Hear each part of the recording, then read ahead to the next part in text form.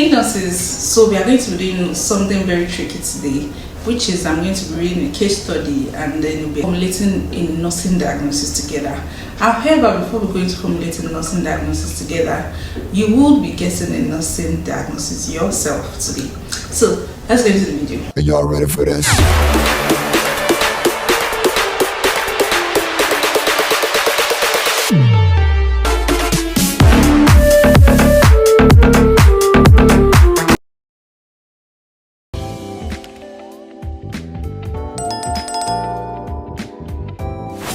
Mrs. Evelyn, a 68-year-old retired teacher, arrives at the ER brought in by her daughter, who reports that her mother has been unusually drowsy, has been drinking lots of water and going to the toilet frequently for the past 3 days.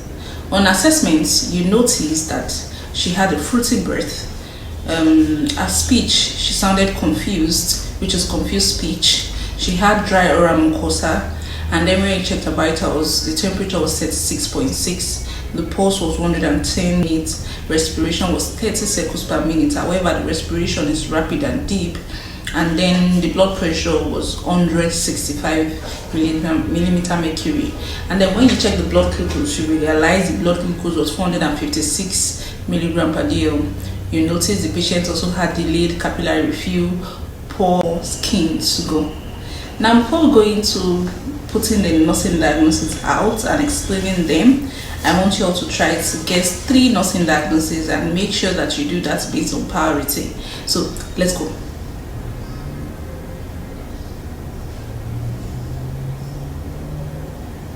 First off, before writing any nursing diagnosis, let's list out the key abnormal findings. This will help you to be able to think critically and get the perfect nursing diagnosis for this patient. Now, the number 1, we have the blood glucose of 456 milligram per dl.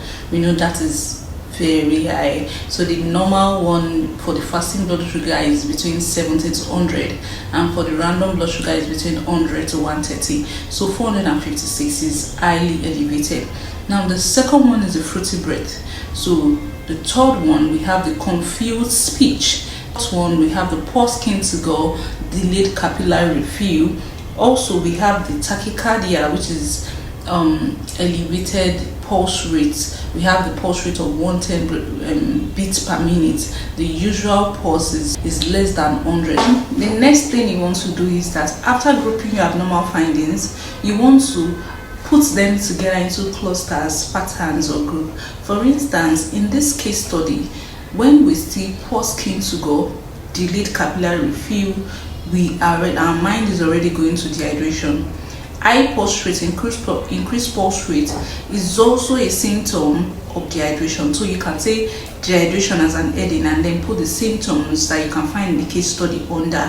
For this case study, delayed capillary refill, poor skin to go, tachycardia are all examples and symptoms of dehydration listed. Now, the second group I will be taking from this case study is neurological changes. So one thing that was mentioned was confused speech and also drowsiness. So now the third pattern I'm going to be talking about is metabolic imbalance. So for metabolic imbalance, the high glucose rate could be categorized as metabolic imbalance, and then the fruity breath. So the next thing you want to do after grouping your abnormal findings into clusters is to check it with the NANDA list. So you want to get the approved NANDA list.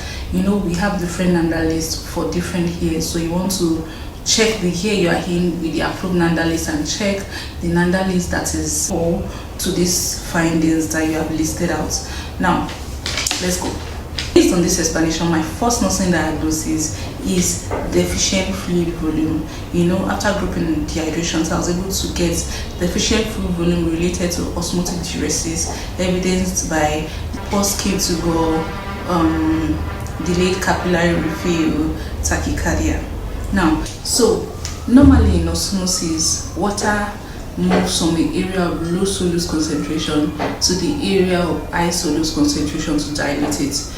But in the case of high blood glucose level, what happens is that the kidney is unable to absorb all the glucose in the blood, so the glucose spills into the urine. So, and when glucose enters the urine, water also goes along with it. Then the water is being excreted from the body. So in this case, that's when you now say excessive urination. So you see most diabetic patients complaining of excessive urination. So that's why my first diagnosis is deficient fluid volume related to osmotic diuresis, evidenced by poor skin to go, which are signs of dehydration. So I'm just trying to say that the patient is most likely dehydrated. Now, if you can remember my second group is what neurological changes, which I group drowsiness and confusion. So my diagnosis is going to stem from there. So my second diagnosis is altered mental status related to electrolyte imbalance, evidenced by confusion, drowsiness. My third diagnosis is going to be ineffective breathing pattern related to metabolic acidosis, evidenced by deep, rapid breathing. And this explanation is going to lead me to my third diagnosis. I'm just going to briefly explain what metabolic acidosis is. So, normally, the blood pH is usually from 7.35 to 7.45. So you know that when it is less than 7, it is acidic, and when it is greater than 7, it is basic. So now, diabetic patients, fats are being broken down faster to make ketones, and ketones in the blood makes the blood more acidic, thus leading to high acidic rates. So the patient, a diabetic patient, can have metabolic acidosis. So now, this diagnosis is ineffective breathing pattern related to metabolic acidosis, evidenced by crossmore breathing.